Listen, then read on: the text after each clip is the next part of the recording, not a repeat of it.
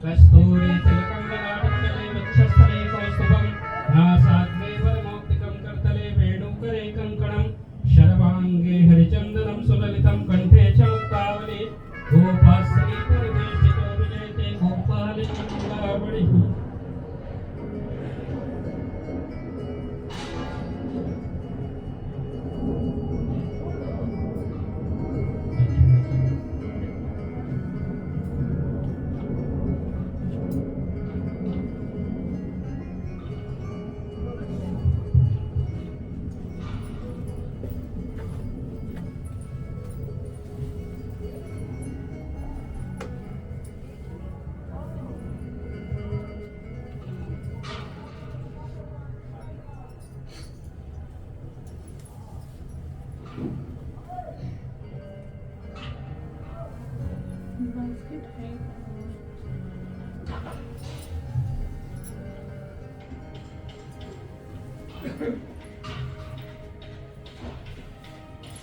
आराधिक्यं समर्पयामि हरिः ओं वा चन्द्रमावन सौर्यात् चक्षोः सूर्यो जायत श्रोत्राद्वायुषप्राणसमुखादिग्निर्जायत श्री भागवत भगवान की है आरती पापियों को पाप से है तारती। श्री भागवत भगवान की है आरती पापियों को पाप से है तारती।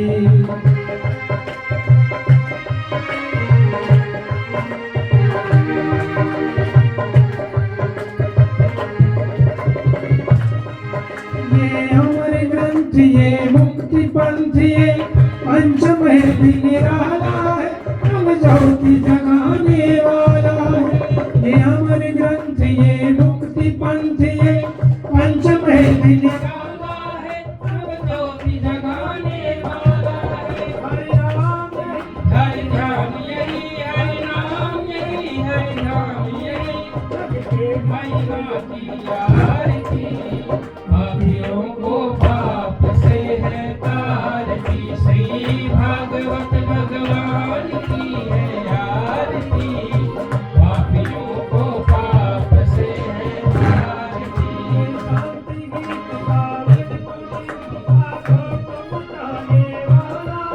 हर तरस कराने वाला है। शांति गीत पापों को मिटाने वाला है हर दर्श कराने वाला है। ये सुख करणी ये दुख हरणी ये सुख करणी ये दुख हरणी श्री मधुसूदन की आरती पापियों को पाप से है तारती। श्री भागवत भगवान की है आरती पापियों को पाप से है तारती।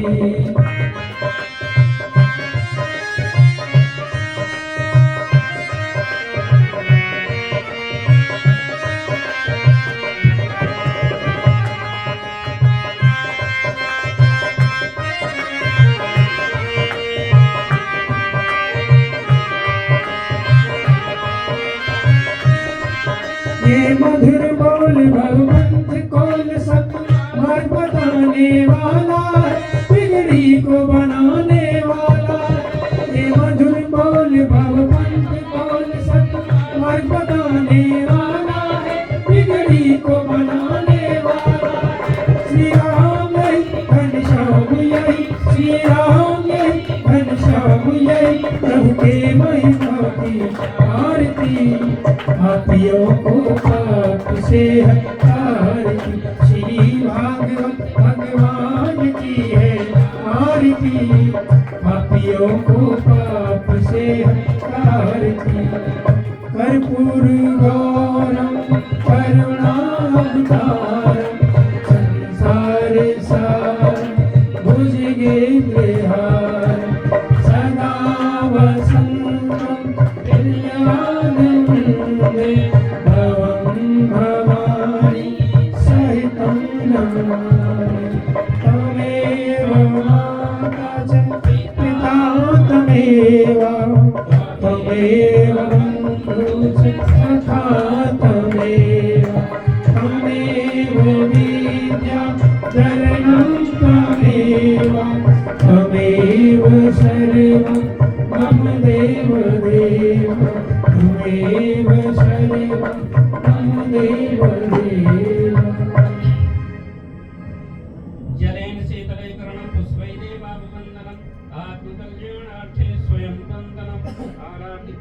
समर्पयामि श्री पुराण पुरुषोत्तमाय नमः।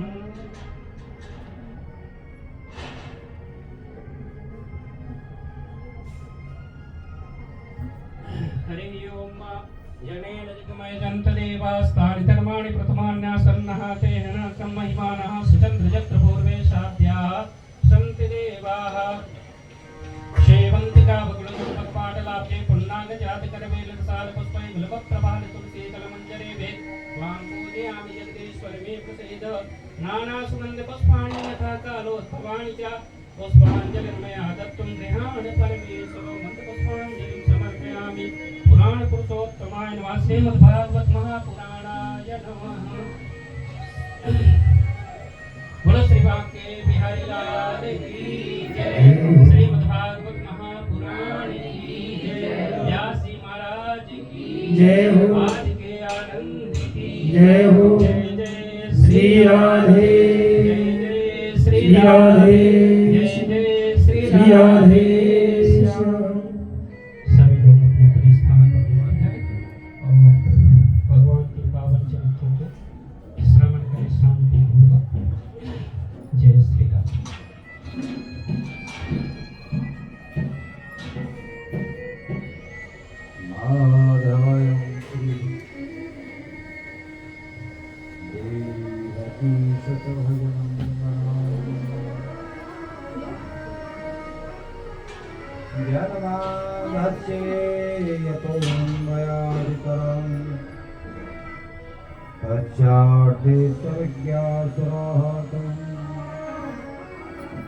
तेने ब्रह्महृदादिकवयं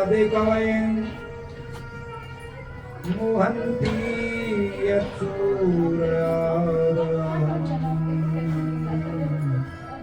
धाम्नस्वेन सदा निरस्तः एकं सत्यं परं धीमहि। श्रीकृष्णाय देवाय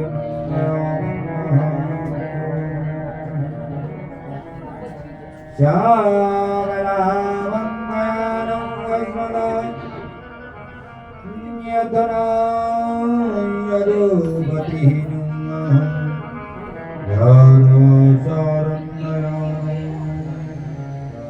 श्रीभक्तं शस्त्रयामि नमः। श्रीभक्तं शस्त्रयामि नमः। प्रपन्नायनं योगी श्रीजगद्गुरुं कृष्णाय पावन्यथाख्यामि तं सन्नवन्याय नमो नमः। सच्चिदानन्दरूपाय विश्वोत्पत्यादिहे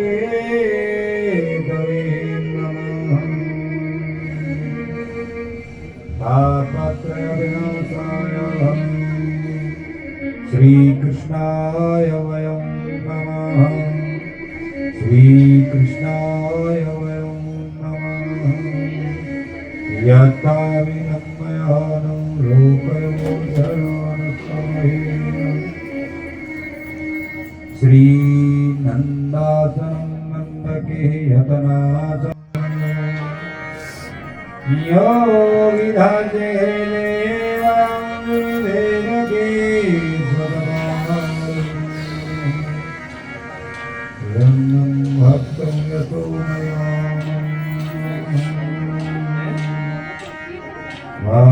मया परिणयामस्सुः श्रीकृष्णाय वयं नमः। श्रीकृष्णाय वयं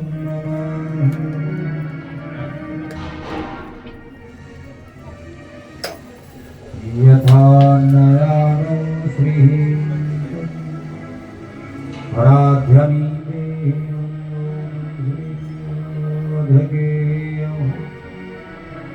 वृषभानुनन्दनीं श्रीराधगेयं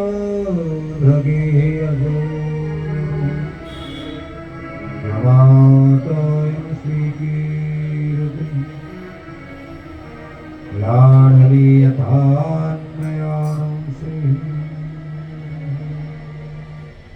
श्री राधिके नमः। ओम श्री तापत्रयाय श्री कृष्णाय वयं नमः।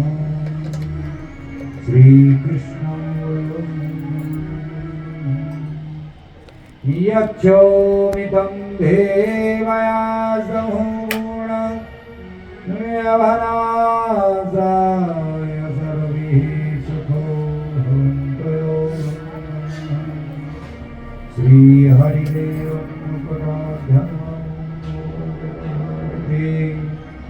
दामोदराक्षां श्री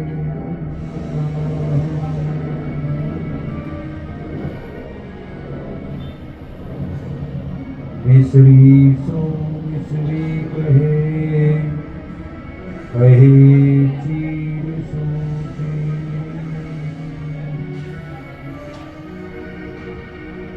नंद कुमार भव की होती यमुना वैनकायनं श्री चर्चितं नौमयानं श्री कृष्णाय नमः।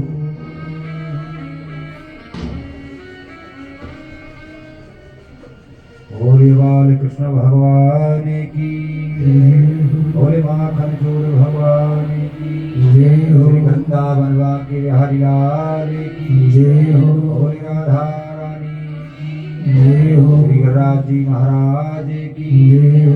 वेद व्यास जी महाराज की जय हो। श्री सुखदेव जी महाराज की जय हो। सब भक्तन की जय हो। सब संतन की जय हो। सब ब्राह्मण जनों की जय हो। आनंद कंद भगवान की जय हो। षष्ठम दिवस में श्री हरि लीलाओं की चर्चा करके प्रारंभ करते हैं। षष्ठम दिवस में प्रवेश करने वाले श्री हरि मनोरमय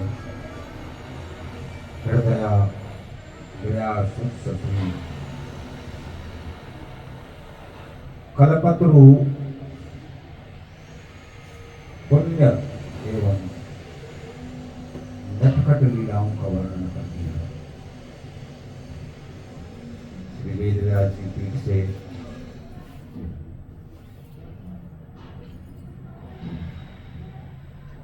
समस्त ब्राह्मणजन 85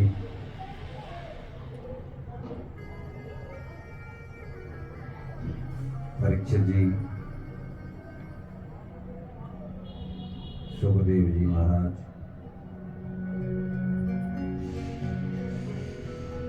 और हमारे साप्ताहिक श्रीमद् भागवत महापुराण के यजमान परिवार, भावमयी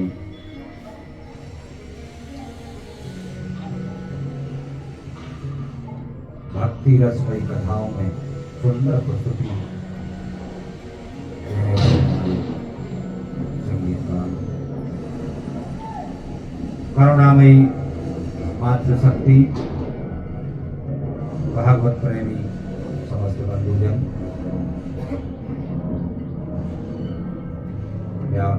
से आप सभी का हार्दिक अभिनंदन। राधा माधव जी के चरणों में हम प्रणाम करते हुए सुंदर कथाओं की तरफ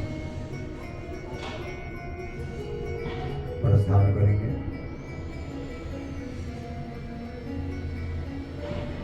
हरि की श्री मनमोहक चरित्र लीलाओं का श्रवण बड़े ध्यान से करेंगे। श्री भागवत जी के रसामृत रसादन में भक्तिमय होते हुए सभी आनंद प्राप्त करें।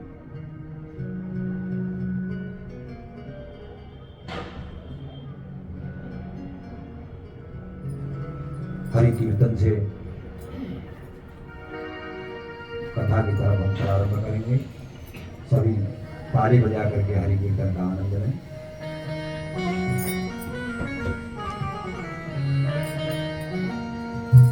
गोविंद चले आओ,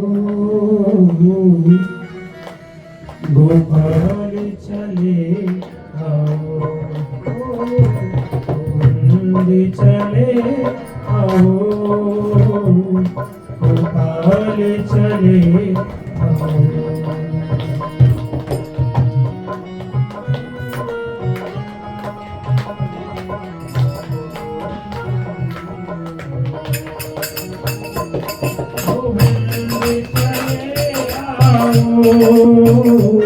गोपाल चले आओ, गोविंद चले आओ, गोपाल चले आओ। है मुरलीधर चलिया, है मुरलीधर चलिया।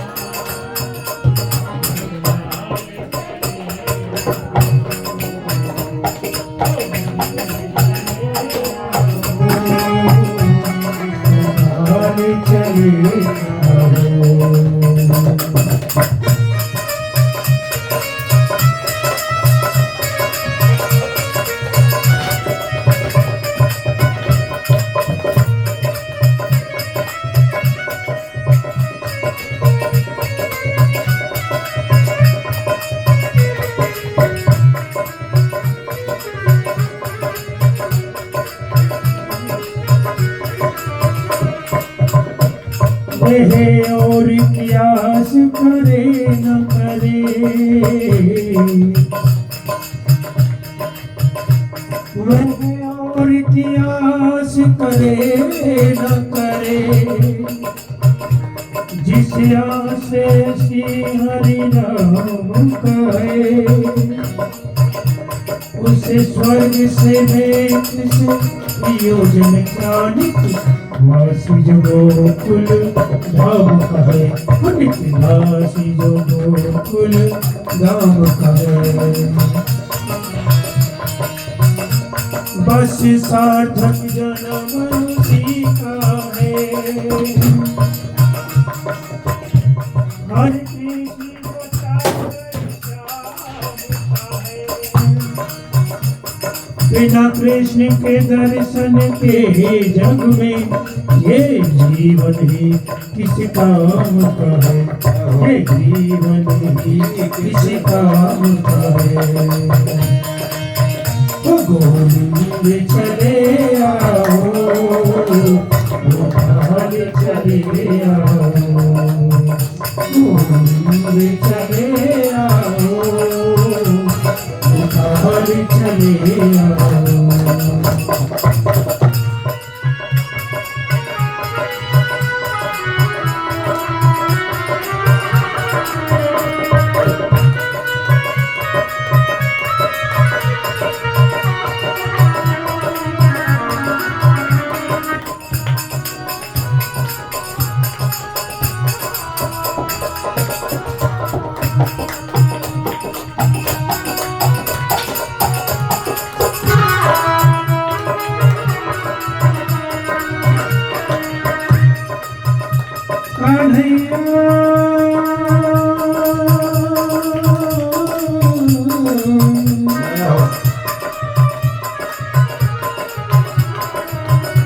दिख तेरी प्यारी सूरत से, दिख तेरी प्यारी सूरत से। अब हो ही गया है प्यार मुझे, आई है जमाने की धूप। अब तू ही मेरा दिलदार मुझे, अब तू ही मेरा दिलदार मुझे। अब मेरे इस उजड़े गुलशन की अब तक न मिली है बहार मुझे। नंद के लाला देरी न कर, झट से दिखला दीदार मुझे, झट से दिखला दीदार मुझे। फूल भी चले आओ, गोपाल चले आओ, फूल भी चले आओ, गोपाल चले आओ। मुरलीधर चले आओ, नंदलाल चले आओ, गोविंद चले आओ, गोपाल चले आओ। मुरलीधर नंदलाल चले आओ, गोविंद चले आओ, गोपाल चले आओ। बोले गोविंद भगवान की, बोले व्यास जी महाराज की, बोले सुखदेव जी महाराज की, बोले परीक्षित जी महाराज की, अपने अपने सतगुरु भगवान की, अपने अपने माता पिता की जय जय श्री राधेश। कल की कथा का सार यही था, इंद्र की पूजा न करा के गोवर्धन पर्वत की पूजा करी जाए।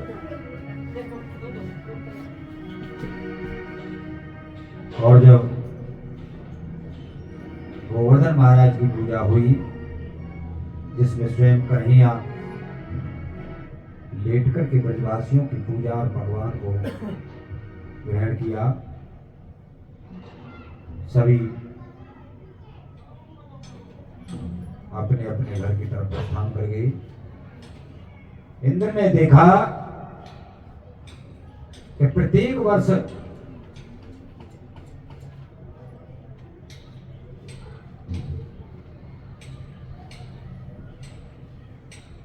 प्रतिपदा में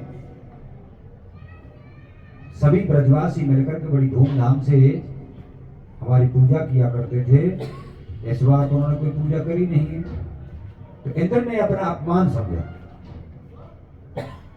अपने मेघ सैनिकों को बुला करके आदेश दिया कि ब्रज के ऊपर इतनी वर्षा करो, इतनी वर्षा करो कि सब बह जाए, सब डूब जाए।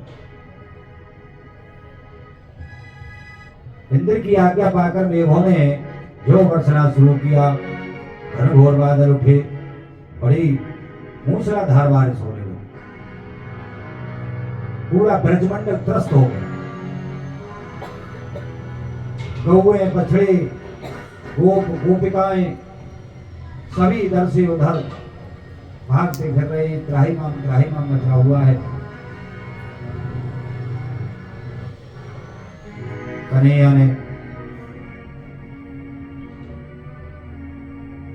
नंद बाबा से कहा कि हे बाबा, गोवर्धन महाराज सभी की सहायता करेंगे, आप सभी को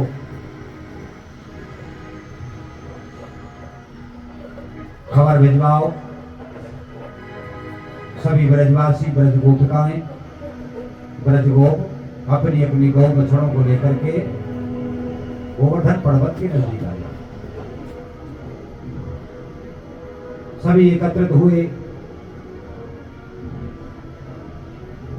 कन्हैया से सब विनती करने लगे कि हे कन्हैया, आगे भी जब जब ब्रज के ऊपर संकट आया है, आपने सभी की सहायता की है, इस बार भी हमारी सब सहायता है।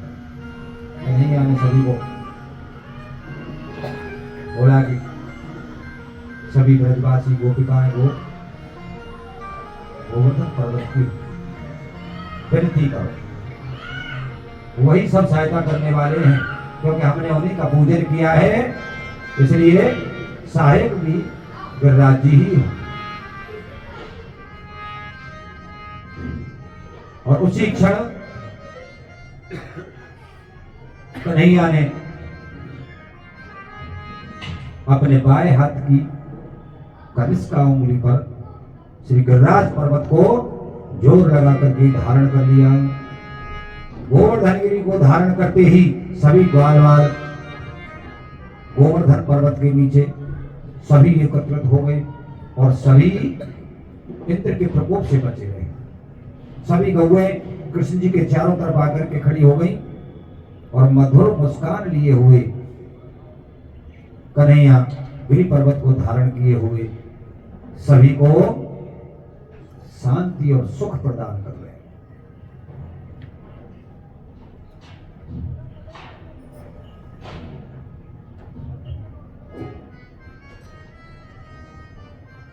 और जो ही इंद्र ने देखा कि ब्रज गोपी और ब्रज गोपों पे तो कोई असर ही नहीं है, मेघ बरस बरस के थक गए, लेकिन ब्रज का बाल विवाह का ना हो सका।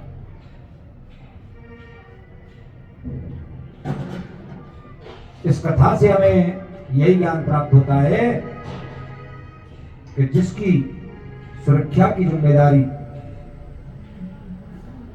माधव उठा ले तो उसको चिंतित होने की कोई आवश्यकता ही नहीं।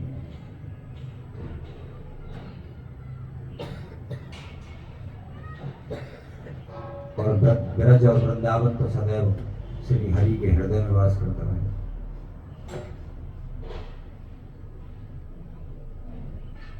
सभी ब्रजवासी बड़े प्रसन्न हुए, भगवान की बड़ी सुंदर सुंदर स्तुतियां गाई, आनंद में झूम रहे हैं। ब्रजवासियों ने देखो, अरे हमारे लल्ला पे तो बड़ा जोर पड़ रहा होगा, इतने बड़े पर्वत को उठा रखा है। तो सभी गोप और ग्वालों ने अपने हाथ के जितने भी लाठी डंडे थे सभी से थोड़ा थोड़ा सहारा देना शुरू कर दिया। भगवान उनका सहारा लेकर के बड़े प्रसन्न हो रहे हैं और प्रसन्न मुद्रा में ही सभी ब्रजवासी गिरिराज पर्वत की तलैठी में नाच गा रहे हैं। कैसे नाच गा रहे हैं?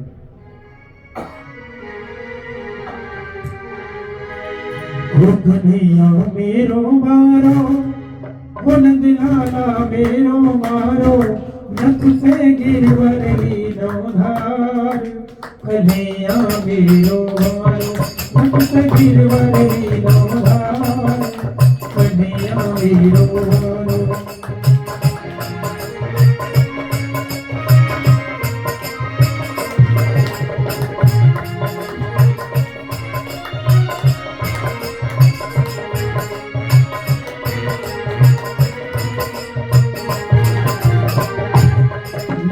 गिरवर लीनो धार। कन्हैया मेरो मारो, नख गिरवर लीनो धार। कन्हैया मेरो मारो।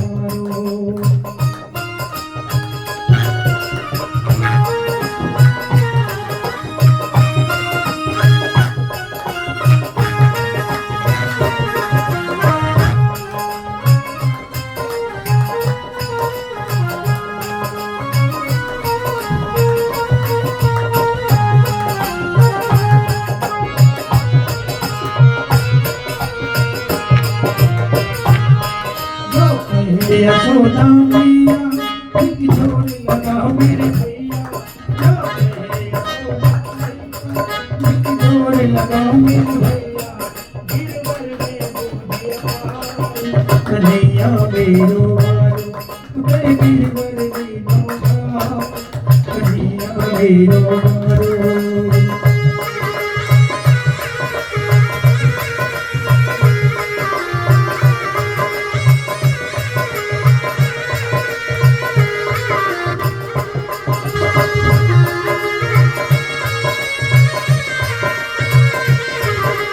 लाठी नरम कलैया, लाठी नजाया की भैया। लाठी नरम कलैया, लाठी नजाया की भैया। गिरवर में बोझ अपार। कन्हैया मेरो मारो, कैसे झेले इकलो भार। कन्हैया मेरो मारो, नख गिरवर लीनो धार। कन्हैया मेरो मारो।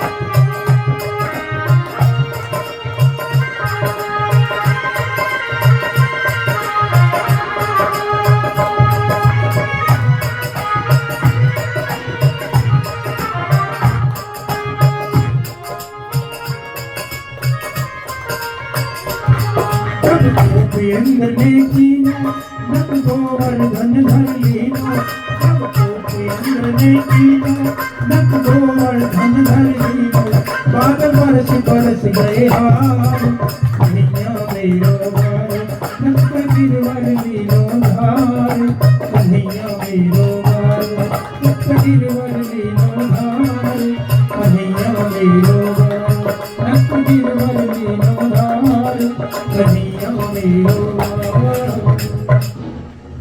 बोली वृंदावन वाके बिहारी लाल की, बोली गिरिराज जी महाराज की। ऐसी विचित्र लीला भगवान की रची हुई सुंदर और मनमोहक दृश्य को देख करके सभी ब्रजवासी अनेकों प्रकार की स्तुति करते हुए मेघबंद हो गए। भगवान की माया से सभी जल यमुना जी ने खींच लिया, अपने अपने घर गए। इंद्र ने देखा कि ये तो साक्षात परम ब्रह्म परमेश्वर,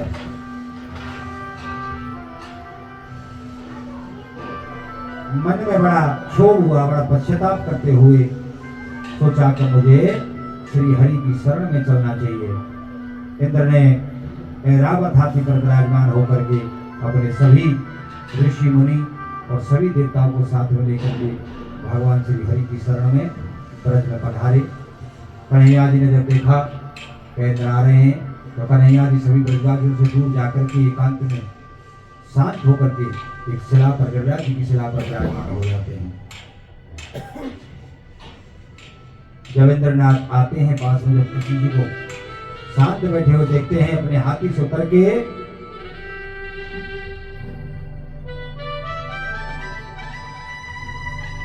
नेत्रों से आंसू आते हुए करुणा पुकार करते हुए नंगे पैर भगवान की ओर दौड़ते हैं, चरणों में गिर जाते हैं और कहते हैं, हे दीनबंधु, हे नारायण, हे माधव, आप मेरे अपराध को क्षमा कर।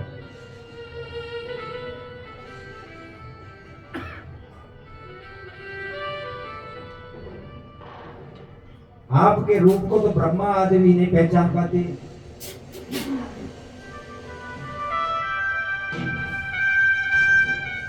मैं भ्रमित हो गया था, मेरी बुद्धि मलिन हो गई, जो मैं आपकी लीलाओं का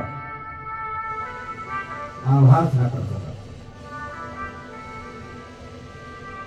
हे प्रभु, मुझे क्षमा करें, मैं शरणागत हूं। भगवान ने ऐसी वाणी इंद्र से सुन करके इंद्र को उपदेश दिया कि हे इंद्र, हम ही परम ब्रह्म हैं और हम ही पृथ्वी का भार कम करने के लिए इस रूप में अवतरण लिया। ब्रजवासियों के साथ में हम आनंद करना चाहते हैं, विरोध करना चाहते हैं, अपनी नटखट लीलाओं का उनको दर्शन कराना चाहते हैं। हे इंद्र, जीवन में कभी भी ब्रजवासियों के आनंद में कोई खलल न करे।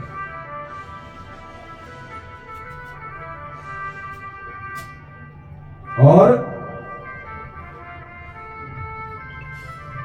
नारायण ने कहा कि जो हमारी भक्ति में ब्रज में जो विद्वान हैं, उन्हें किसी भी प्रकार का कष्ट प्रदान न देना।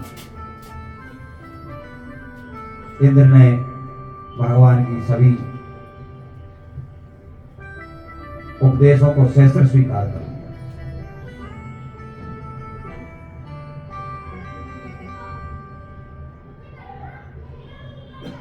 भगवान बोले, हे इंद्र, जब जब भी प्रलय हो, उस प्रलय का कोई भी प्रभाव ब्रज में न हो। ये ब्रज की महिमा है। ब्रज की महिमा श्री कृष्ण ने इंद्र को सुनाई है।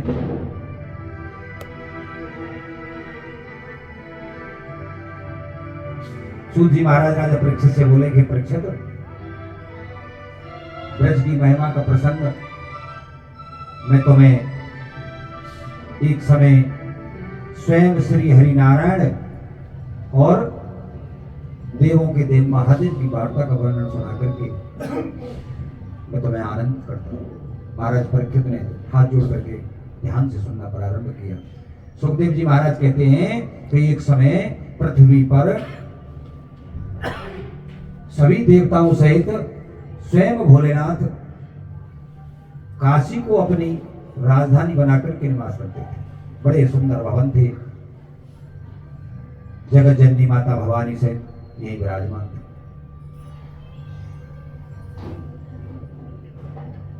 उसी समय राजा हुए देवोदास। कौन से राजा? देवोदास। उन्होंने घोर तप करके ब्रह्मादि देवताओं को प्रसन्न किया।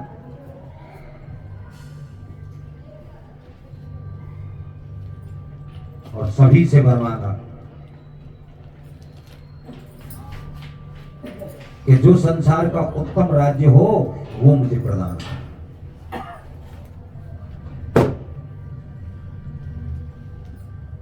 तो उन्होंने कहा कि आप भगवान शिव का तप करो। तो देवोदास ने भगवान शिव का तप किया और शिव का तप करते करते जब भगवान शिव प्रसन्न हो गए तो भगवान शिव ने कहा कि हमारी राजधानी है काशी और तुम काशी पर राज करो। हम यही आपसे निवेदन लेकर के आए हैं। देवोदास ने कहा, हे शंभु, मैं अगर काशी पर राज करूंगा तो एक ही शर्त पर करूंगा कि यहां कोई भी देवता, गंधर्व, किन्नर, अप्सराएं, कोई भी देवियां, आपके कोई गण, कोई भी यहां निवास न करे। भगवान भोलेनाथ के हृदय में बड़ा कष्ट हुआ, लेकिन देवोदास के तप के कारण देवोदास को काशी सौंप करके खुद हिमालय पर चले गए, कैलाश पर निवास करने लगे। बाकी सभी देव भी जो पृथ्वी पर रहते थे वो भी सब अपने अपने लोक में जाकर के निवास करते। एक दिन भगवान शिव को काशी की बड़ी याद आई। हृदय विदीर्ण हो गया, करुणा से भराया, नेत्रों से आंसू बह रहे। नेत्र बंद करके भगवान शिव बड़े उदास और चिंतित विराजमान है। जगत जननी माता भगवती ने देखा तो उन्होंने संदेशा भेजा। सभी देव, नारायण, ब्रह्मा आदि उपस्थित हुए। सभी ने कारण पूछा, लेकिन कोई भी कारण जान नहीं पाया। तब श्री हरि ने कहा कि हे शंभु, किस कार्य के लिए, ऐसी संसार की कौन सी वस्तु है? आप तो औघड़दानी हैं, आपको तो कोई वस्तु प्रिय है ही नहीं। आपको तो इच्छाएं व्याप्त होती नहीं, इच्छाएं नहीं व्याप्त। फिर ऐसा कौन सा, ऐसी कौन सी वस्तु है संसार की जिसके लिए आप इतने करुणामयी हो रहे हैं?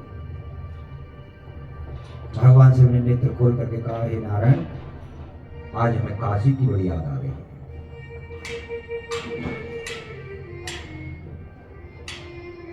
और हम देवोदास की वजह से काशी जा नहीं पा रहे हैं। ऐसा कुछ करो कि हमें काशी दोबारा से प्राप्त हो।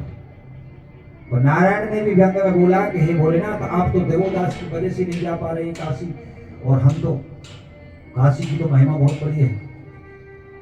क्योंकि काशी में तो आपकी राजधानी है। काशी को आपने ऐसे बना रखा है कि अगर काशी में किसी के प्राण निकल जाए तो सीधा शिवलोक प्राप्त होता है, सदगति हो जाती है, जब महापापी। ब्रह्म हत्यारे यानी ब्राह्मण के हत्यारे और गौ के हत्यारे, गौ हत्या का पाप, ब्रह्म हत्या और गौ हत्या का पाप लगने वाला भी अगर काशी में जाकर के प्राण त्यागता है तो सीधा शिवलोक प्राप्त होता है। भगवान भोलेनाथ हृदय प्रतीर्ण करके करुणा से भर के बोले, हे नारायण, आप व्यंग कर रहे हैं। सत्य तो यह है कि आप भी तो वृंदावन नहीं जा पा रहे हैं, आप भी तो ब्रज में नहीं जा पा रहे। नारायण भी बोले, प्रभु ये तो सब आपकी कृपा से हो रहा है, आपकी वजह से नहीं जा पा रहे। ना आपने देवोदास को काशी दी होती, ना देवोदास ने ये वरदान मांगा होता कि कोई भी देव नहीं रहेगा, और ना हम यहाँ रह पाते। वृंदावन तो मेरे हृदय में वास करता है, आपके में जिस प्रकार से काशी आपके हृदय में निवास करती है, वृंदावन मेरे हृदय में निवास करता है।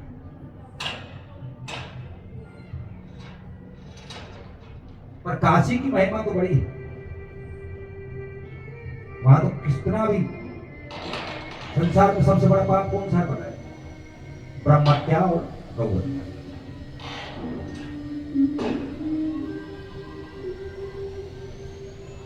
गौ हत्या और ब्रह्म हत्या का पाप ऐसा है कि महाराज जनक को लगा।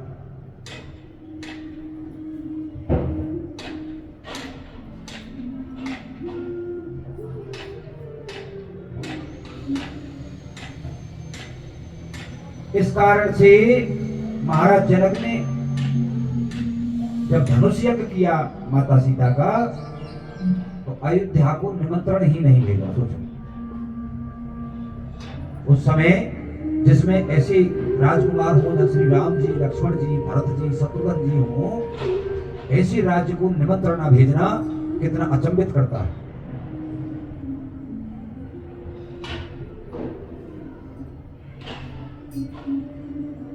क्यों? क्योंकि एक बार राजा जनक से गौ हत्या हो गई थी सरयू नदी के किनारे पर।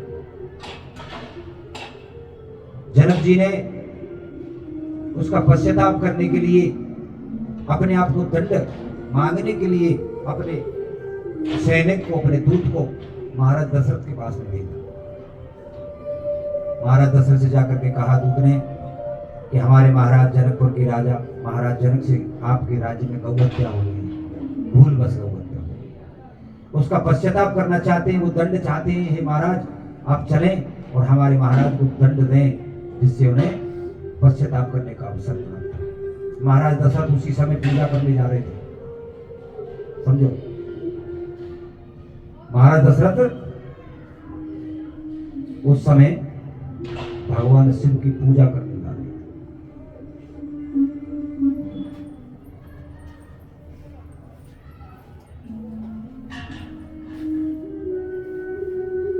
भगवान शिव का परम भक्त थे दशरथ जी।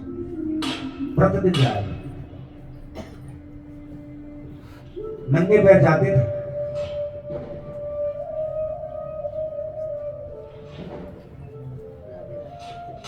उस दिन भी गए। जाते जाते अपनी जमादारनी जो नगर की सफाई करने वाली थी, सेविका नगर की सफाई कर रही थी, उसी समय उसको कहा कि जाओ, महाराज जनक से गौ हत्या हो गई है, तुम जाते जाते सरयू नदी में स्नान करके गंगा मैया को कहना कि अगर हमारे महाराज सिद्ध पुरुष हैं, धर्मात्मा हैं, तो हे गंगा मैया, एक लोटा जल भर के गौ के ऊपर छिड़क देना, गौ जीवित हो गई। नगर सेवका आई, सरयू नदी में स्नान किया, राम राम करते हुए, राम राम करते हुए एक लोटे में जल भर के बोली गंगा मैया से, हे गंगा मैया, अगर हमारे महाराज दशरथ धर्मात्मा हैं, धर्मपरायण हैं और धर्म से ही उन्होंने अगर राजकाज चलाते हैं, तो गौ जी जीवित हो गए। और गौ के ऊपर जो गंगा मैया का छींटा लगाया, गंगे मैया राम राम करती हुई खड़ी हो गई। इस प्रकार से महाराज जनक का गौ हत्या का पाप नष्ट हुआ। इसी वजह से महाराज जनक ने विचार करके जब धनुष यज्ञ हुआ तो अयोध्या को निमंत्रण नहीं दिया कि वहां तो एक नगर सेवका जमादार नहीं गौ को जीवित कर सकती है। कहीं महाराज दशरथ के पास में समय ना हुआ, महाराज जनक के पास दशरथ के पास में समय ना हुआ और उन्होंने किसी अपने सेवक को भेज दिया तो वही धनुष तोड़ देगा मेरी पुत्री तो, यही सोच करके तो सबसे बड़ा पाप संसार में क्या है? ब्रह्म हत्या और गौ हत्या। तो ब्रह्म हत्या और गौ हत्या जैसे पाप भी काशी में प्राण त्यागने से नष्ट हो जाते हैं। हे भोलेनाथ, काशी की महिमा तो अपरंपार है। काशी तो आपके हृदय में निवास करती है, स्वयं प्रसिद्ध है आपकी राजधानी के रूप में। भगवान शिव ने कहा, हे हरिनंदन, हे नारायण, काशी की महिमा वृंदावन से बड़ी नहीं, ब्रज से बड़ी नहीं। सुनो, ब्रज की महिमा सुना रहा हूं, जीवन में याद रखना। इस पृथ्वी पर ब्रज से बड़ी महिमा किसी की है नहीं।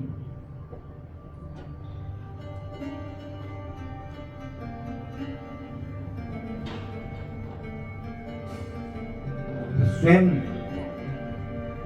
भगवान शंभु आदि योगी, जगत योगी,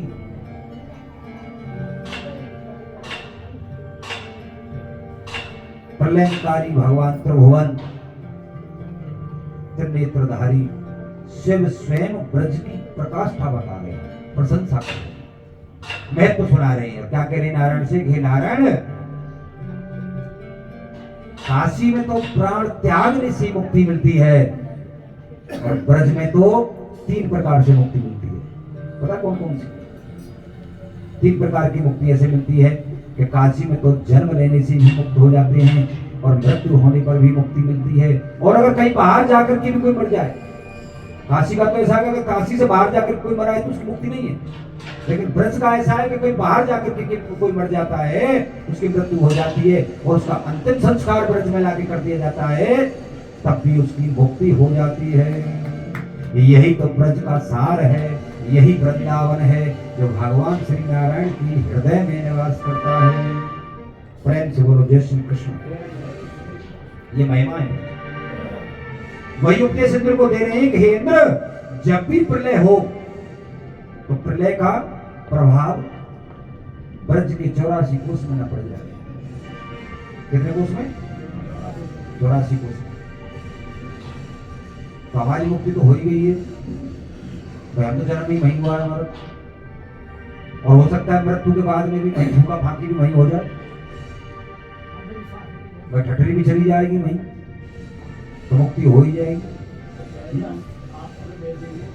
तो मैं आपको सलाह दे रहा हूं कि जाते आते रहा करो। समझना ही नहीं बात? राधा रानी सदैव यही कहो, ब्रज की ठाकुरानी कौन है? राधा रानी। पूरे संसार के इष्ट कौन है? भगवान। और भगवान के इष्ट कौन है? राधा रानी। कन्हैया ने कहा है, राधे तू मेरी स्वामिनी और मैं राधे तेरो दास, 3 लोक तारण करने सब तेरे। 3 लोक तारण करण तो तेरे आधीन।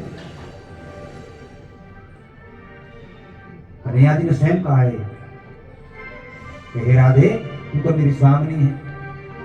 सुखदेव जी महाराज परीक्षित को सुना रहे हैं कि तू तो मेरी स्वामिनी है और मैं तो तेरा दास हूं। और सुखदेव जी कह रहे हैं कि जो 3 लोगों को तारते हैं, 3 लोग तारण कर 3 लोगों को तारने वाले हैं, वो राधा जी के अधीन है। तो इसलिए राधा जी से जब भी मांगो तो ये मांगो कि राधे, हमें कोई ऐसी सजा दो कि हम उम्र भर बरसाना में रहने की सजा नहीं है। कौन सी सजा? उम्र भर व्रत में रहने की सजा। तो राधी रानी से यही मांगते हो, तो आते जाते रहा करो, समझ लो। हाँ, कन्हैया से यही कहो कि आते जाते रहेंगे। राधे तेरे चरणों की, वो श्यामा तेरे चरणों की, गर धूल जो मिल जाए, राधे तेरे चरणों की, श्यामा तेरे चरणों की, गर धूल जो मिल जाए, राधे तेरे चरणों की।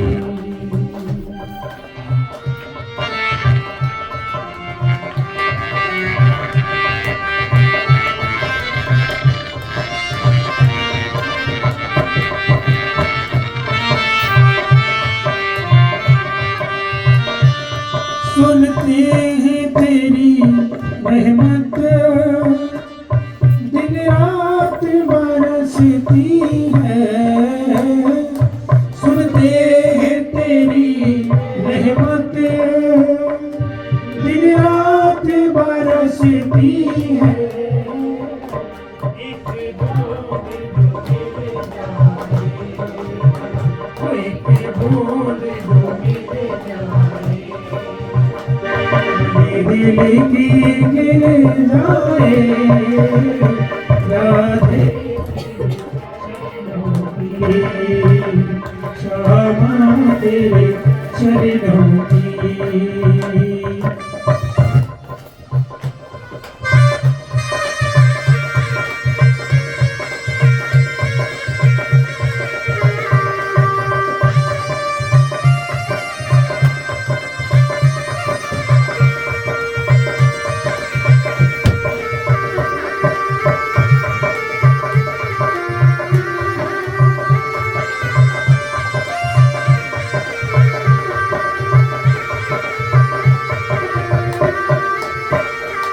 सुनते हैं तेरी रहमत, दिन रात बरसती है।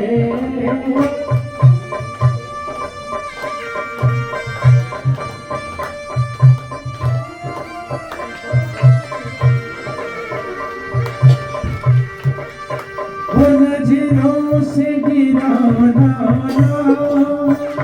चाहे कितनी सजा देना,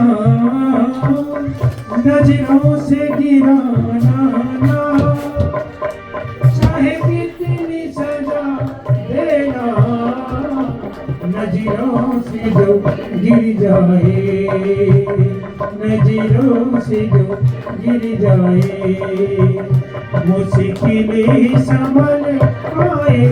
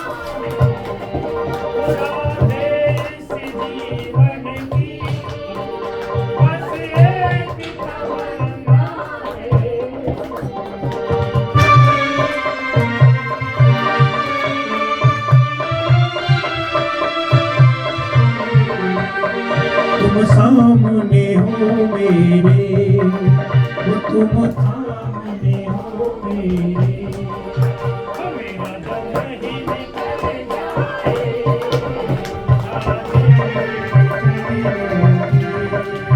वो श्यामा तेरे चरणों के, मेरी धूल जो मिल जाए, राधे तेरे चरणों की।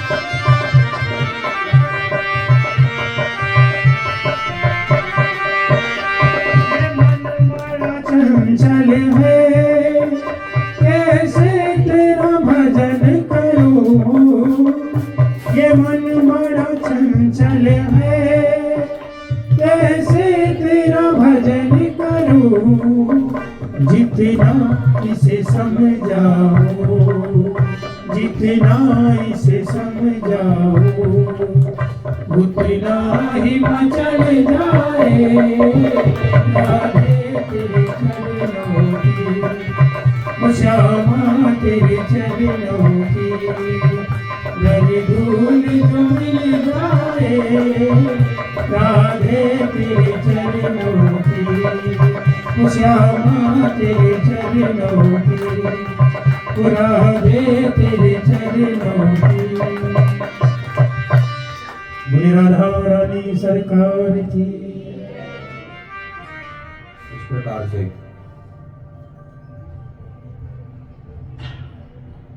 ये ब्रज की महिमा है।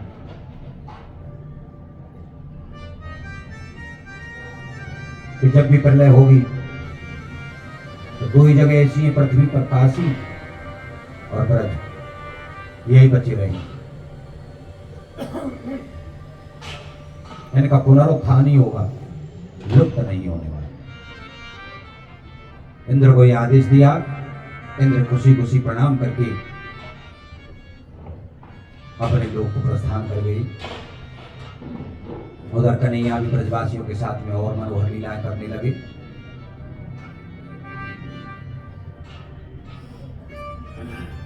एक दिन नंद बाबा ने एकादशी का व्रत किया।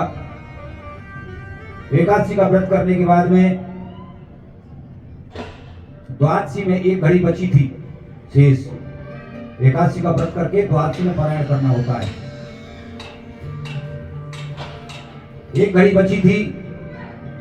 जल्दी जल्दी नंद बाबा ने यमुना जी में जाकर के स्नान किया, पारायण विधि करने लगे। रात्रि के 12 बज रहे थे।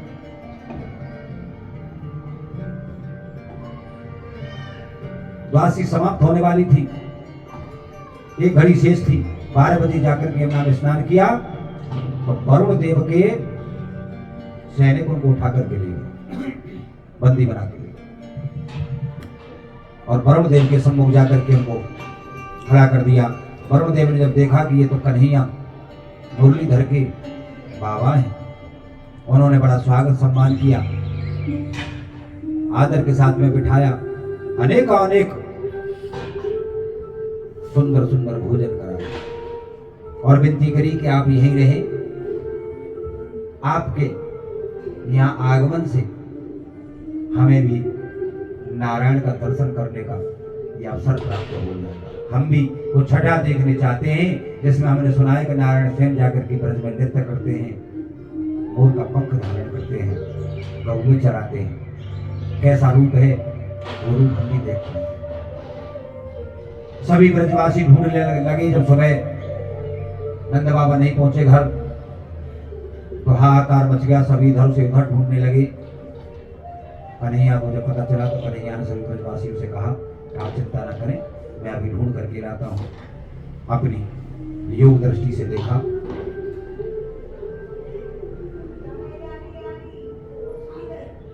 कि वरुण देव यहाँ पर है तो वरुण लोक हो गए। वरुण देव ने बड़ी अनुनय विनय करी, बड़ी बड़ी सुंदर स्तुतियां गाई, भगवान का स्वागत किया।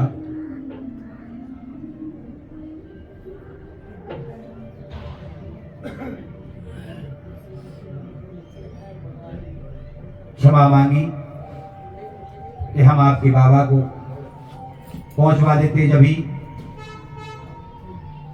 परंतु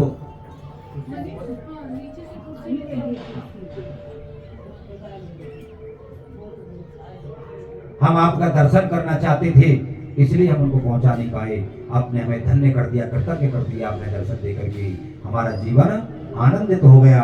हे कन्हैया, आपका दीदार पा करके हम धन्य हो गए।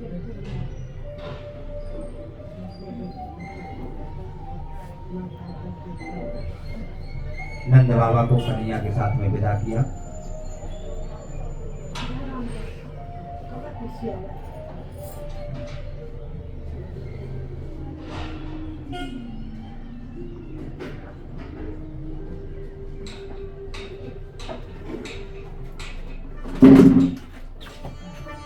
की आयु 6 वर्ष की हो गई। धीरे धीरे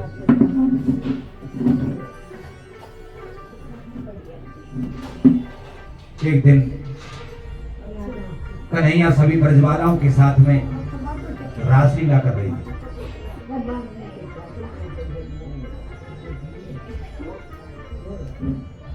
कामदेव ने कामुकता उत्पन्न करी। कामदेव का मान वर्धन करने के लिए भगवान ने लीला रची।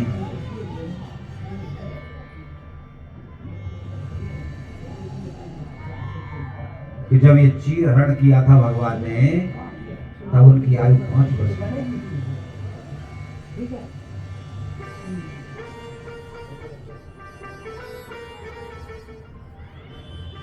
अब 5 वर्ष की आयु में कोई बच्चा चीर हरण करता है तो उसको कामदेव कैसे सता सकता है? वही मान वर्धन करने के लिए भगवान ने रासलीला रची। और कैसी रासलीला कि सभी ब्रज गोपिकाएं कन्हैया को बीच में खड़ा करके चारों तरफ से नृत्य कर रही हैं और कन्हैया बीच में राधा जी के साथ में। अच्छा, श्रीमद् भागवत में राधा जी का कहीं उल्लेख नहीं है ना? विचित्र बात है। पर इसका कारण पता है क्यों नहीं? इसका कारण यह है कि श्री राधा रानी को संबोधन जो किया गया है वो आराध्या के रूप में संबोधन किया गया है, और जो आराध्या है वही राधा रानी है। आराध्या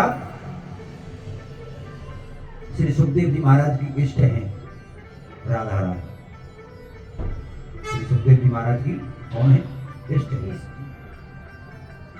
और अगर राधा रानी का वर्णन करते श्रीमद् भागवत में सुखदेव जी महाराज तो योग में चले जाते। कभी भी कोई भी किसी के भी इष्ट का जब वर्णन होता है तो योग में चले जाते हैं, पर कथा पूर्ण हो ही नहीं पाती साथ। इसी कारण से सुखदेव जी ने राधा जी का कहीं उल्लेख नहीं किया है। जब जब भी संबोधन किया है तो आराध्या के रूप में। जो आराध्या है वही राधे हैं।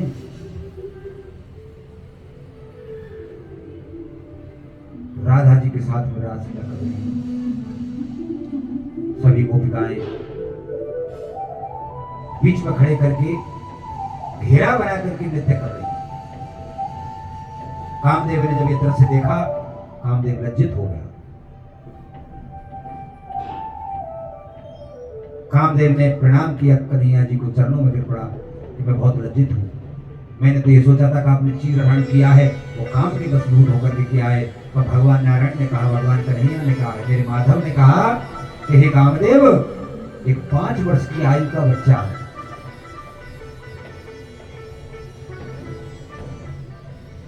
सिर्फ शिक्षा दे सकता है। हमने तो उनको शिक्षित करने के लिए, उनको ज्ञान का मार्गदर्शन करने के लिए ही ये कृत्य किया था, और तुमने से काम से जोड़ दिया। उसके लिए क्षमा मांगी कामदेव ने। कामदेव का मान मर्दन हुआ और क्षमा मांग करके अपने लोग। उसी समय भगवान श्री कृष्ण ने कहा कि कार्तिक सुदी, सुदी और बदी ये 2 चीजें होती हैं। क्या? सुदी और बदी। बदी होती है अंधेर पक्ष की, कृष्ण पक्ष को बदी बोलते हैं, और शुक्ल पक्ष को सुदी बोलते हैं। तो कार्तिक सुदी पूर्णमासी की घोषणा कर दी कन्हैया ने। सभी गोपिकाओं से कह दिया कि कार्तिक सुदी पूर्णिमा को हम महारासलीला करेंगे। ये तो रासलीला थी और महारासलीला, और उस समय सभी गोपियों को भगवत भक्ति का और गृहस्थ के धर्म का उपदेश देंगे। तो भगवान ने हृदय में सोच लिया कि अभी छोटी आयु की हैं, और छोटी आयु की समय पे जो ज्ञान दे दिया जाए वो ज्ञान हृदय पर छाप छोड़ता है, वो हृदय के अंदर तक जाता है। यही सोच करके उन्होंने एक तिथि निश्चित कर दी। सभी गोपिकाएं अपने अपने घर चली गई। भगवान की और लीलाएं देखने लगी। एक दिन गोपियों को सबको पता चल गया था कि भगवान नटखट हैं, माखन की मटकी फोड़ते हैं, चोरी करते हैं। तो सभी ने अपने माखन की मटकियां ऊंचाई पर, बहुत ऊंचाई पर, क्या हम बोलते हैं उसको, छीका। जानते हैं वो छीका को? जानते हैं? जानते हैं? जानते हैं छीका? और छीके होते थे पर सभी घरों में होते थे। वो छीके पे टांग दिया और छीके पे टांग करके निश्चिंत हो गई। सखियों ने अपने माखन और दही को बचाने के लिए ये सब कार्य किया। उधर गोप श्री दामाद गोपों को पता चला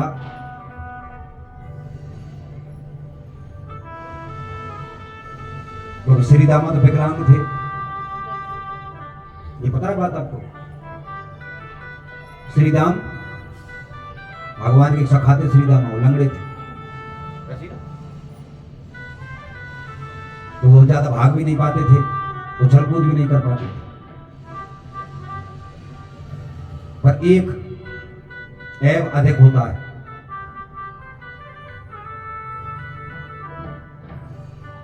एक ऐब अधिक होता है। किन किन में? लंगड़े लूले, टोंटे कांड़े और टांटते सिर पट। इनसे बात जब करो जब हो हाथ में लठ। मैं तो बात ही मत करो। ये हमारे पुराण कहते हैं तो इन लोगों से बात जब भी करो जब हाथ में लठ हो। टाट से सिलपट से तो बिल्कुल हाथ में लठने की बात करो ही। हाँ,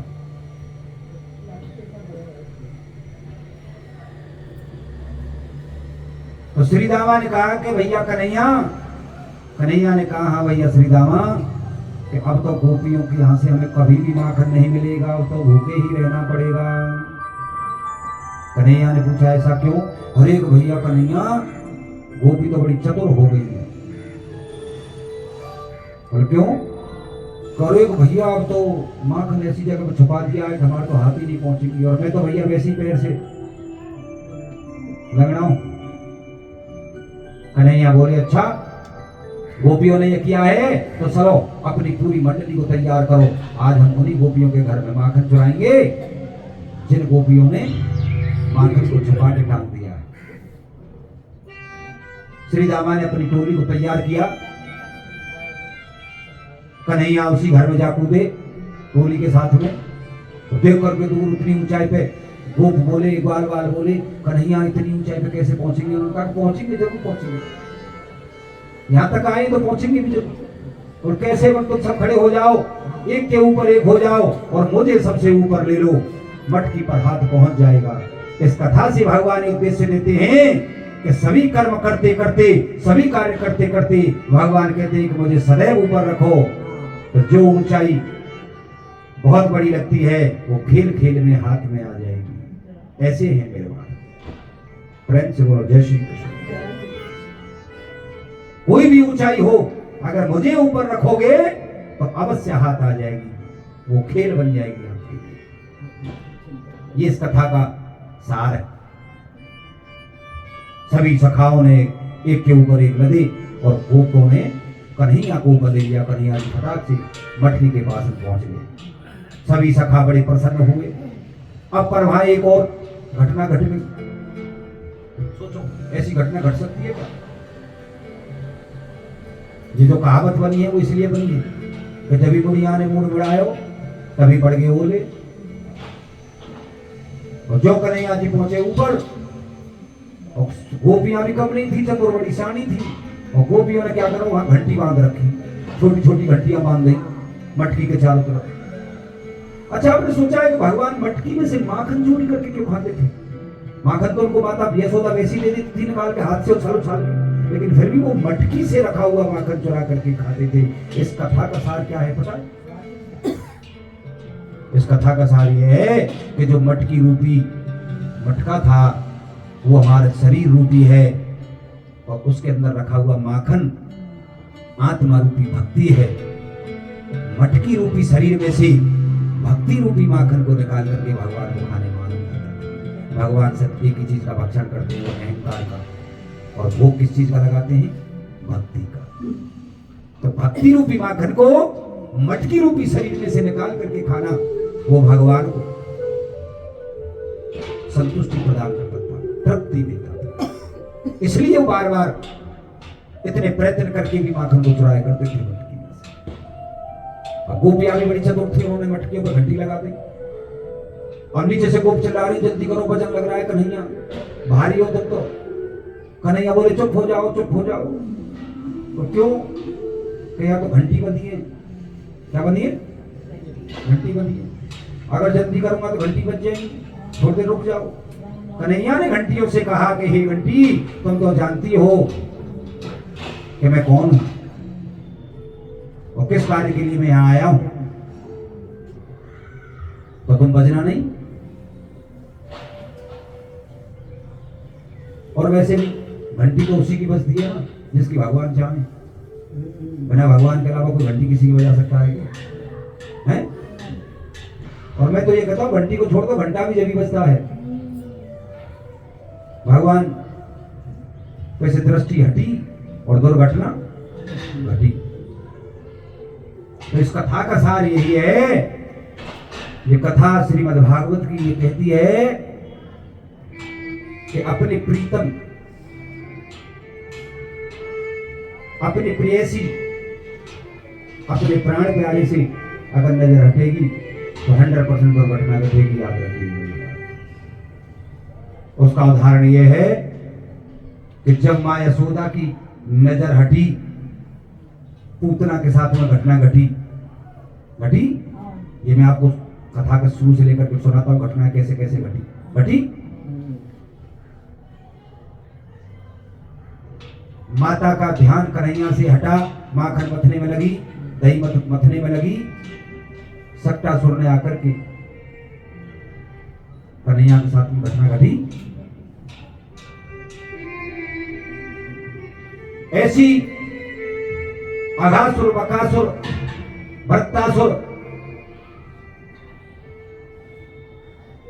कितनी राक्षसों की, जब जब माता की नजर, यशोदा की नजर अपने लल्ला से हटी, तब तब घटना घटी। कहने को तो लोग यहाँ यूं कहते हैं कि नजर हटी और दुर्घटना घटी, लेकिन मेरा मानना यह है कि अपने प्राण प्यारे से, अपने प्रीतम से, जिससे हम संसार की हर वस्तु से ज्यादा जो हमारे लिए कीमती है, उससे नजर ना हटाओ। अगर उससे नजर हटी तो दुर्घटना अवश्य घटेगी, याद रखो।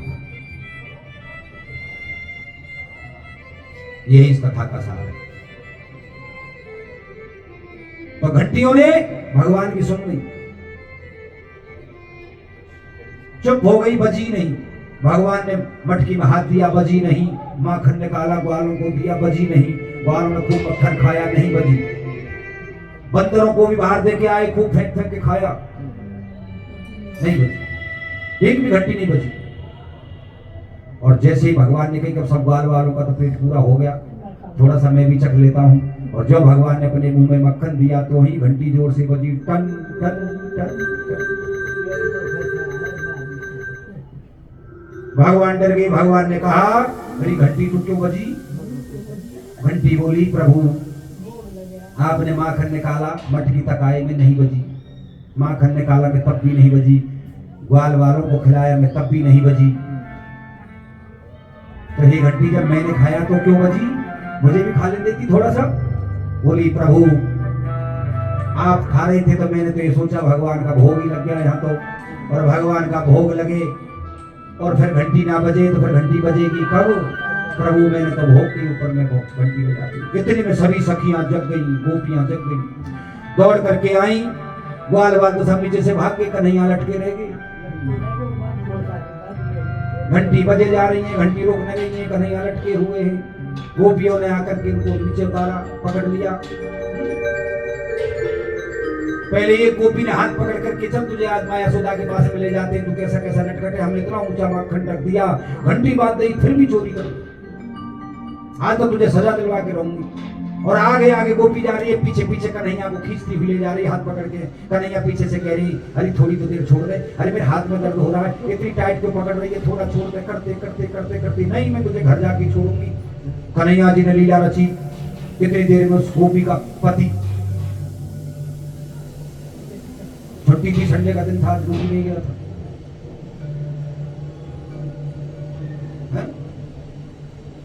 ठीक नहीं, संडे था ना, तो आज काम पे नहीं गया गोपी का पति। हाँ हाँ, ऐसी प्रचलित कर रहा हूँ। और गोपी के पति को आते आ गया, गोपी के पति को सारे सारे में पटा लिया कन्हैया ने और कहा, देख तुझे छोड़ जाएगी, मुझे ले जाएगी, तू तो रह गया, मुझे ले जा रही है पकड़ के। वो समझ गया इशारा, उसने कही आकर के इशारा करके बुलाया, नजदीक आ जा, नहीं तो तू रह जाएगा लड़ुआ, मेरे साथ चली जाएगी, मुझे ले जा रही है खींच के, जल्दी आ। बुलाया और गोपी से कहा, जब नजदीक आ गया गोपी से कहा, एक हाथ पकड़ लिया उसके पति का, गोपी से कहा, ये हाथ छोड़ दे, मेरा दूसरा हाथ पकड़ ले, मेरे हाथ में दर्द हो रहा है। उसने भाव से देखा नहीं, हाथ छोड़ा, दूसरा हाथ पकड़ा दिया, उसके पति का हाथ पकड़ा दिया और वो कन्हैया फुर हो गई। गोपी बड़बड़ाती चली जा रही है, उसके पति को लेके खींच के माया यशोदा के दरवाजे पे जाके बोली, माया यशोदा देख तेरे लल्ला ने क्या किया है, इसने आज मेरा ऊपर माखन फोड़ दिया, मटकी फोड़ दी, माखन चोरी कर लिया, पता हम कैसे करें, कहाँ जाएं, कितना नटखटे, कितना इंतजाम कर लिया, हमने घंटी तक बांध ली, फिर भी माखन चोरी कर लिया। यशोदा मुस्कुराई, मुस्कुरा करके कहा कि पहले पीछे मुड़ के तो देखो। और जो उसने गोपी ने पीछे मुड़ के देखा, वो लजा गई देख करके, मारे शर्म के पानी पानी हो गई और वहां से भाग निकला। इतने में दूसरे घर में कूद के करेंगे, देखो कमाल, एक घर में पकड़े गए, वहां से बच के आए, दूसरे घर में कूद गया। उस गोपी ने पकड़ लिया, पर उसको गोपी ने बड़ी चतुराई दिखाई, उसको पता चल गया था कन्हैया ने ऐसे ऐसा कर दिया। अब गोपी ने कन्हैया को आगे रखा, गोपी पीछे पीछे, अब नहीं छोड़ू। माया यशोदा के द्वारे पे ले जाती है, माया यशोदा से जाकर के उल्हाना देती है, भैया तेरे लल्ला को देखना, यही तो हमारा जीवन यापन है, दूध दही मक्खन से तो हम अपनी जीविका चलाते हैं, मथुरा गौरस पहुंचाते हैं, तब हमें कंस के यहाँ से कुछ धन मिलता है, उसी से हमारा जीवन चलता है। और मैया ये लल्ला तुम्हारे माखन जाने नहीं देता, मथुरा पहुंचाए, हम कितने वर्ष हो गए, कितने वर्ष से मथुरा पहुंचने नहीं देता है। अगर यहाँ से घर से छुपा छुपो के ले जाता तो रास्ते में लूट लेता है, और यहाँ छुपा छुपो के रखे तो यहीं बर्बाद कर देता है। ये उदाहरण दे रही हैं। आज माँ यशोदा दंडित करो अपने लल्ला को। माँ यशोदा बोली, नेत्रों में आंसू भराए, कन्हैया का हाथ पकड़ लिया, कन्हैया का हाथ पकड़ के बोली, एरी सखी बुढ़ापे में मेरे पूत हुआ है। क्या? बुढ़ापे में मेरे पूत हुआ है, एरी सखी तू इसे गाली ना दे, जितना भी तेरा माखन इसने खाया है वो माखन में तुझे तोल करके दोगुना करके दे दूंगी, जितना दही तेरा बहाया है मैं तोल करके तुझे दोगुना करके दे दूंगी, और जिस जिस सखी का नुकसान किया उन सब सखियों को बुला ले, मैं सबको तोल तोल करके दोगुना दे दूंगी, पर मेरे लल्ला को गाली नहीं। माँ यशोदा की आंखों से आंसू बहने के लिए हृदय से लगा लिया अपने लल्ला। माता को रोते हुए देखा, गोपियां और भी इकट्ठी हो गई, सभी गोपियां रोने लगी। गोपियां बोली, मैया यशोदा आपने अपने मन की कह दी कि हाँ मैंने कह दी, तो मैया हमारे दिल की भी सुन लो। क्या भाव है, देखो क्या प्रेम है, यह निश्चल भक्ति है, इसमें कोई छल नहीं है, इस प्रेम में कोई पर्दा नहीं है, कोई झूठ नहीं है।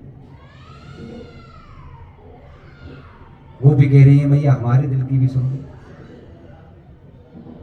यशोदा जी कहती है, सुनाओ। गोपी क्या कहती है? गोपी कहती है, भैया जितना प्यारा लल्ला तुझे है ना, उससे कई गुना ज्यादा तो हमें प्यारा है।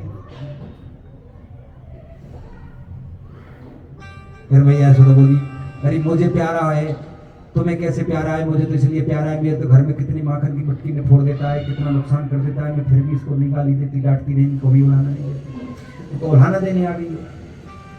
बोली, भैया हमें भी प्राणों से प्यारा है लल्ला।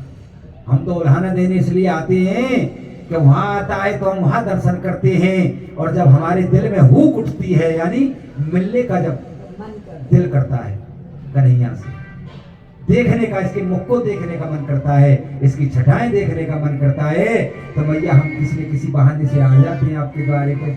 हम भैया हम तो उल्हाना देने के बहाने से आ सकते हैं, और तो हमारे पास कोई बहाना नहीं है, तो हम तो ये बहाना ही ढूंढते हैं। इस बहाने में भी हम बहाना ढूंढते हैं कि कोई बहाना, हमें ऐसा बहाना मिल जाए कि उसी बहाने से हम लल्ला को देखने के लिए तेरे द्वारे पे आए। हमें नहीं चाहिए माखन, ना हमें दोगुना चाहिए, ना हमें जितना चाहिए जितना हमारा खराब हुआ है। हम तो माता चाहते हैं कि रोज लल्ला आए और हमारा माखन खराब कर दे, और हम उसी बहाने से जब वहां खराब करने आए तब दर्शन कर ले, और जब हमें उल्हाना देने का बहाना मिल जाए तो उल्हाने के बहाने से तेरे द्वारे पा करके हम इसके मुखमंडल को, इसकी छटा का दर्शन कर। हमें तो प्राणों से ज्यादा प्यार है ना। कैसा सखियां बहाना मांग रही है मैया यशोदा से, बहाना ढूंढ रही है कि भैया हमें तो कोई बहाना मिल जाए, हम 2 घड़ी इससे बात कर लें, 2 घड़ी हम इससे मिल लें, हम 2 घड़ी इसको देख लें, वही हमारे लिए सर्वस्व है।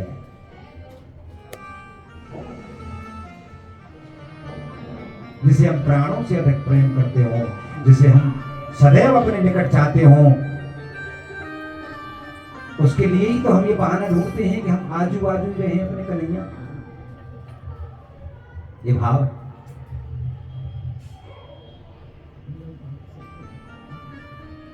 ये कैसा भाव है? ये ऐसा भाव है कि गोपियां कहती हैं कि हमारी इतनी पवित्र प्रेम है कि हम एक पल भी अपने कन्हैया से नजर हटाना नहीं चाहती।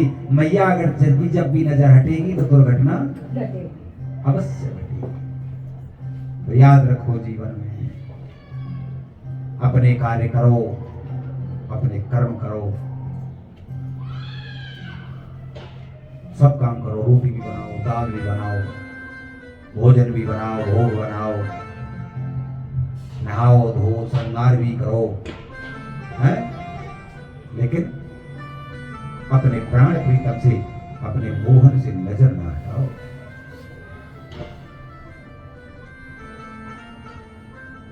ये बंधन है, काय का? प्रेम और भक्ति का बंधन है। इसी में तो बंधे रहते हैं। क्यों? कि एक और घटना बताता हूं मैं। ऐसा नहीं कि ये यही है, भगवान से नजर हटने का परिणाम एक और घटना ने लिया था। कब? सीता जी राम जी के चरणों में प्रेम रखती थी सदैव, हैं? और जो राम जी के चरणों पे से नजर हटी और हिरण के ऊपर नजर टिकी, वही दुर्घटना घटी ना। याद रख, ये कथा का सार यही है कि प्रभु के चरणों से, प्रभु के मुखमंडल से नजर हटी और दुर्घटना। कर्म करते करते भगवान को सदैव अपने हृदय में रखो, नेत्रों में बसा के रखो, अपनी जिह्वा पे बराबर उसका ध्यान करते रहो। जैसे उस दिन की कथा में बताया था ना मैंने, दाल में कड़छी चल रही है तो भी हरे कृष्ण कृष्ण कृष्ण, उल्टी चले फिर ऐसे चलाओ दोबारा से तो हरे राम हरे राम हरे राम, है? वो ना करो जो गाने चला लें और ठुमका मारते मारते खाना बनावे, भोजन बनावे, बुद्धि मलिन हो जाए। हरि के भजन सुनते हुए, हरि के भजन गाते हुए, हरि कीर्तन करते हुए, हरि के मंत्र को, महामंत्र को हृदय में बार बार दोहराते हुए भोग बनाओ, भगवान का तुलसीदास डाल के भोग लगाओ, घंटी बजाओ, है? उसके प्रसाद को पाओ, अपने बच्चों और पति को पवाओ, फिर देखो जीवन में क्या परिवर्तन आता है, क्या आनंद आता है। प्रेम से बोलो जय श्री कृष्ण, जय भक्ति। लगन तुमसे लगा बैठे, जो होगा देखा जाएगा। लगन तुमसे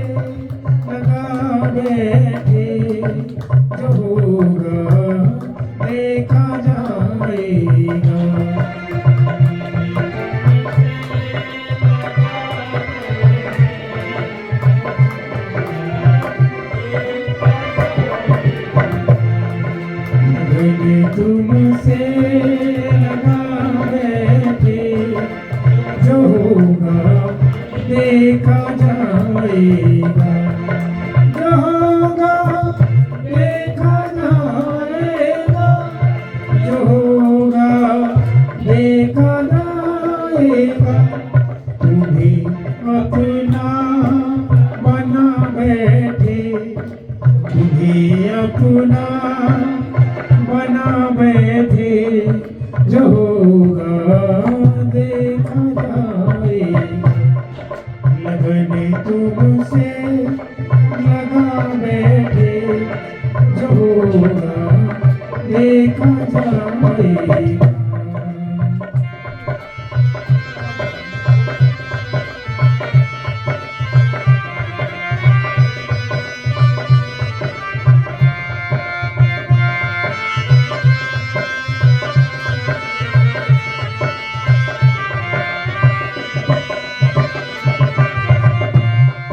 कभी दुनिया से डरते थे कि छुप छुप याद करते थे। कभी दुनिया से डरते थे कि छुप छुप याद करते थे, कि छुप छुप याद करते थे। लो अब पर्दा, लो अब पर्दा उठा बैठे, जो होगा देखा जाएगा। लगन तुमसे लगा बैठे, जो होगा देखा जाएगा।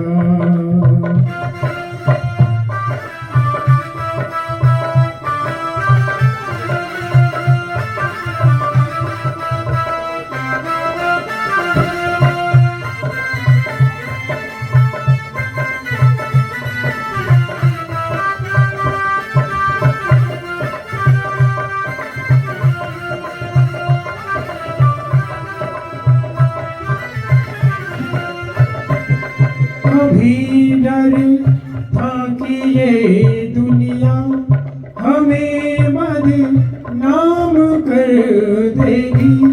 कभी डर था कि ये दुनिया हमें बदनाम कर देगी, हमें बदनाम कर देगी।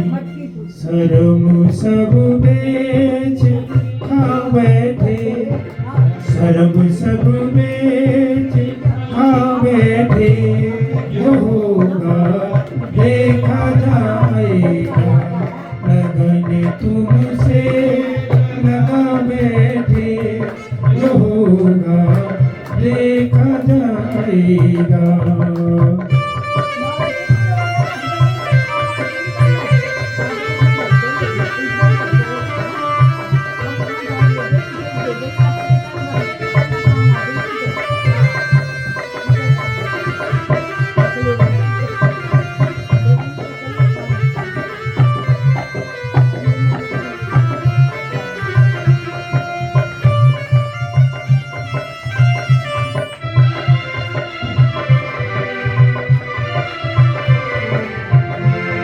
दीवाने बन गए तेरे, तो फिर दुनिया से क्या डरना। दीवाने बन गए तेरे, तो फिर दुनिया से क्या डरना, तो फिर दुनिया से क्या डरना। तेरी राहों में आ बैठे, तेरी राहों में आ बैठे, जो होगा देखा जाएगा। लगन तुमसे लगा बैठे, जो होगा देखा जाएगा।